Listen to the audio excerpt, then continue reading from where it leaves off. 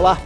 De tempos em tempos surge uma nova peça do quebra-cabeças e os cientistas se aproximam um pouco mais da grande descoberta. O momento em que houve a grande transformação dos antigos ancestrais africanos para o gênero humano. Com a descoberta de um fóssil de 2.800.000 anos na Etiópia, os pesquisadores deram mais um passo na solução do enigma. Ao mesmo tempo, estudos mostram que chimpanzés demonstram emoções como os humanos e mais, a capacidade de ser maldoso e vingativo é uma característica do homem, raramente observada nos animais. Matéria de Capa está começando, fique com a gente.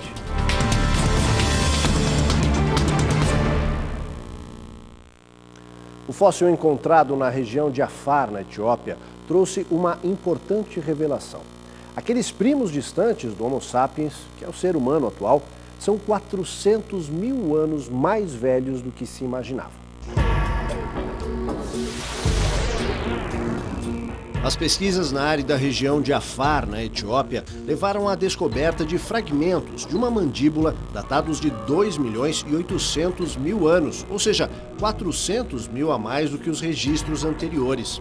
Esta é a nova peça do quebra-cabeças, que pode ser resumido da seguinte maneira. Entre 3 milhões e 2 milhões de anos atrás, na África, os australopitecos, ancestrais humanos mais parecidos com macacos, aos poucos se transformaram os primeiros representantes do gênero Homo, com cérebros maiores e porte mais ereto. Essa foi uma das mais importantes etapas na evolução para o homem moderno, o Homo sapiens.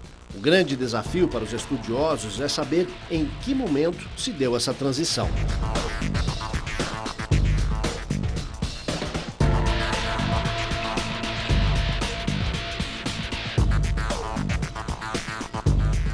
Aqui em cima da mesa, nós temos uma sequência evolutiva.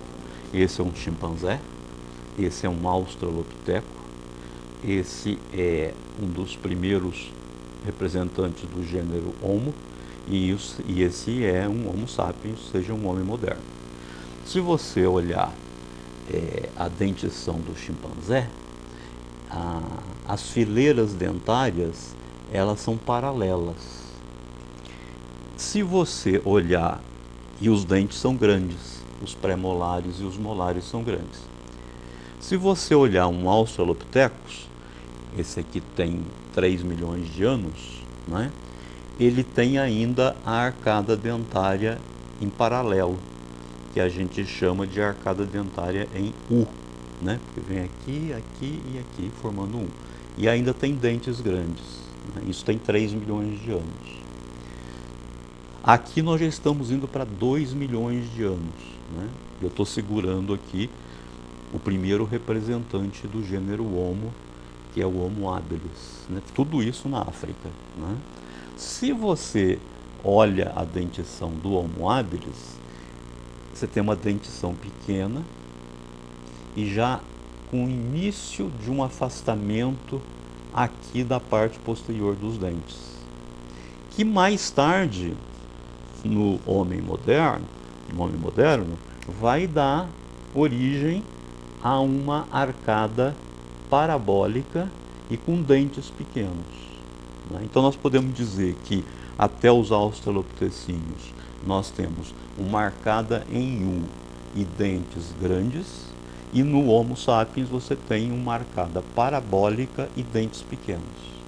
Este fóssil que foi encontrado na Etiópia, ele se encaixa aqui, no meio desses dois, ou seja, na transição entre Australopithecus e Homo. Vamos ver agora de forma bastante resumida uma linha do tempo da evolução humana. E veja bem, eu disse de forma bastante resumida porque, claro, para um estudo detalhado a gente ficaria aqui a noite inteira e ainda seria pouco. A linha do tempo dos estudos da origem do homem transcorre em milhões de anos. As primeiras evidências indicam que caminhar foi uma forma de garantir a sobrevivência em diferentes habitats. Daí para o Australopithecus afarensis, por exemplo, que é um dos mais importantes ancestrais pré-humanos, houve um salto de milhões de anos. Os cientistas acreditam que o afarensis viveu na região da África entre a Etiópia, Quênia e Tanzânia. Tempo aproximado entre 3.850.000 anos e 2.950.000 anos atrás. Algumas centenas de anos depois, surge a Era da Pedra Lascada, há cerca de 2.600.000 anos. Por muito tempo, instrumentos feitos de pedra, incluindo armas e ferramentas com várias utilidades, seriam fundamentais para a sobrevivência daquelas espécies. O passo seguinte na evolução foi o surgimento do Homo habilis, tido como elo mais importante na transição entre os ancestrais mais parecidos com os macacos, que teve no Australopithecus seu principal representante, para as espécies mais semelhantes aos humanos. É justamente o cálculo sobre a idade do Homo habilis que acaba de mudar com as recentes descobertas feitas na Etiópia, saltando de 2.400.000 anos para 2.800.000, ou seja, 400.000 anos a mais.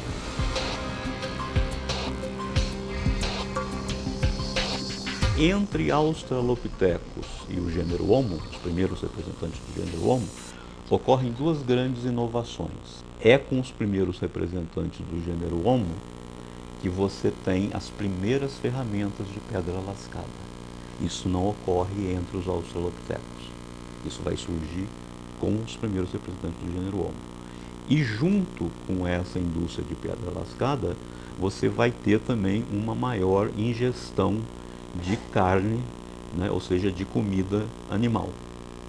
As informações que nós temos sobre o estilo de vida desses primeiros representantes do gênero Homo é que eles exploravam carniças, disputando essas carniças com hienas e urubus, né? Mas por isso que, para você explorar, vamos chamar esse novo nicho ecológico, né, eles tiveram que desenvolver a retirada de lascas muito cortantes para poder ir lá rapidamente lá nas carniças, quando elas eram abandonadas pelos grandes felinos. Antes que chegassem as hienas e os urubus, eles iam lá com essas lascas, né, que tem uma grande capacidade cortante, cortava tendões, cortavam necos de carne e saíam, vamos dizer assim, da boca do lobo e iam provavelmente para regiões mais abrigadas, onde eles consumiam essa caça. Muito tempo se passou antes que o homem saísse da Era da Pedra para a Era do Fogo. Vamos voltar para a nossa linha do tempo? Foi por volta de 800.000 anos atrás que os nossos ancestrais descobriram o fogo, e isso resultou numa série de mudanças. A descoberta permitiu a fabricação de utensílios de cozinha, levando a alterações na dieta e no comportamento daqueles seres, que passaram a se reunir em torno do fogo, onde trocavam comida, encontravam conforto e espantavam os predadores. Num período situado entre 800.000 e 200.000 anos, houve uma mudança significativa no tamanho do cérebro daqueles ancestrais. Novos desafios representados pela luta pela sobrevivência, novos ambientes e a socialização exigiam um raciocínio mais rápido e, portanto, cérebros mais capazes. Esta mudança coincide com o aparecimento do homem de Neandertal, há cerca de 350.000 anos, que viveu na Europa e parte da Ásia. Nessa altura, a caminhada para o norte e leste já havia espalhado as espécies por vários continentes. Acredita-se que o Neandertal, que leva esse nome porque vestígios dele foram descobertos no Vale de Nander, na Alemanha, foi o primeiro de nossos ancestrais a usar roupa para se proteger do frio e a utilizar algum tipo de linguagem. Já o Homo erectus viveu entre 1.800.000 e 143.000 anos. Há indícios de que ele foi o primeiro a construir um teto para se abrigar, a ter uma dieta baseada principalmente na caça e também o primeiro a cuidar dos mais velhos. Também foi o que viveu mais tempo. Finalmente chegamos ao Homo sapiens, que começou a se formar há cerca de 200.000 anos e evoluiu até os tempos atuais. Da África, ele se espalhou por todos os continentes, num período de 100.000 anos, e foi o único a sobreviver entre todos os ancestrais, daí o nome de Homo sapiens, do latim, homem sábio.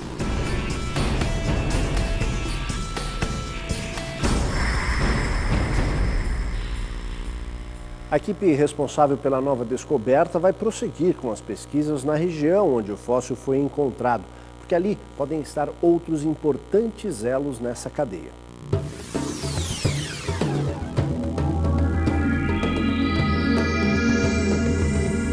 professor Brian Wilmore, antropólogo da Universidade de Nevada, foi um dos responsáveis pelo trabalho de pesquisas na região de Lady Guerrero, no estado de Afar, na Etiópia. Outro integrante da equipe é a professora Kay Reed, da Universidade do Estado do Arizona. Entre as inúmeras questões que intrigam os paleoantropólogos, o ramo da ciência que combina as disciplinas da paleontologia e da antropologia e estudos fósseis de ancestrais humanos, uma se destaca. Será que há milhões de anos a região nordeste da África já era tão árida como atualmente? Lá teriam existido florestas e uma fauna variada que desapareceram por causa de mudanças climáticas? Se isso aconteceu, essa transição no meio ambiente teria expulsado de lá os ancestrais humanos e contribuído para a dispersão deles por outros continentes.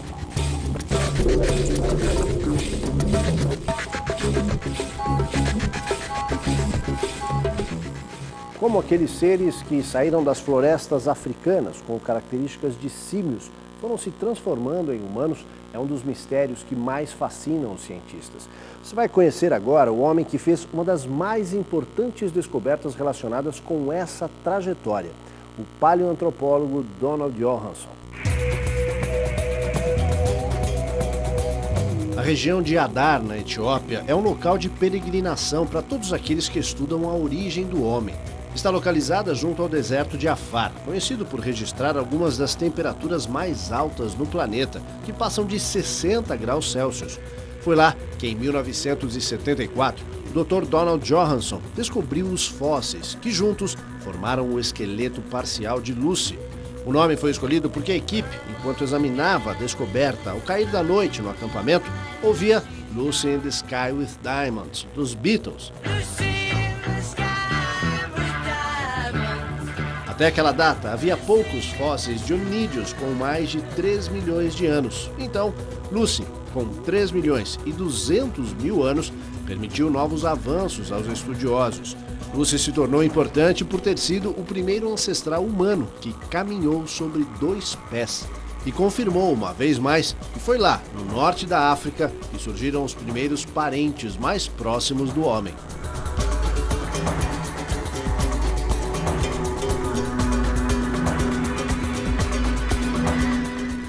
A região da Etiópia, apontada como berço da humanidade, já teve florestas e uma bem variada fauna e flora. Por algum motivo que a ciência ainda desconhece, se transformou num deserto e num dos lugares mais quentes da Terra.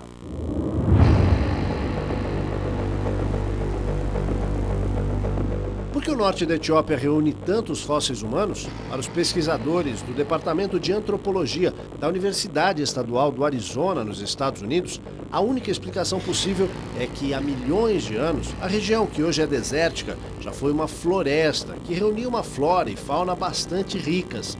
A imensa variedade de árvores frutíferas oferecia alimentos aos hominídeos e aos animais que se concentravam na área pelas facilidades existentes, incluindo água. Prova disso é que, além dos fósseis humanos, as equipes que percorrem a região também já recolheram inúmeras ossadas de animais. Todas as pesquisas em Afar contam com a ajuda da população local, que já se acostumou a trabalhar com arqueólogos do mundo inteiro.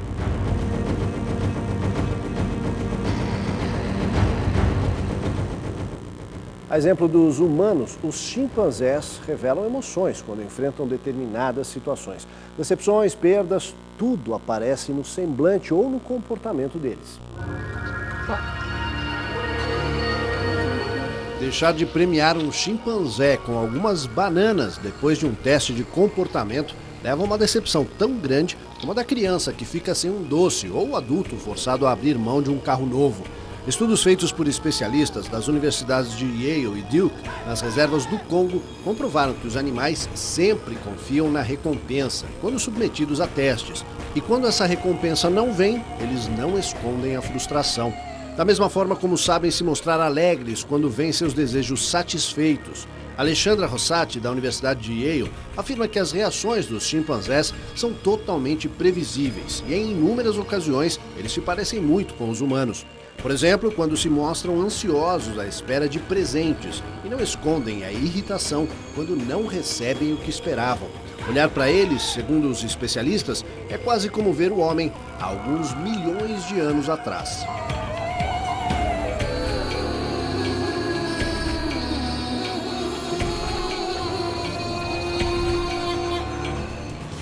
próximo bloco, pesquisadores afirmam que a evolução só foi possível porque o homem se adaptou às mudanças ambientais.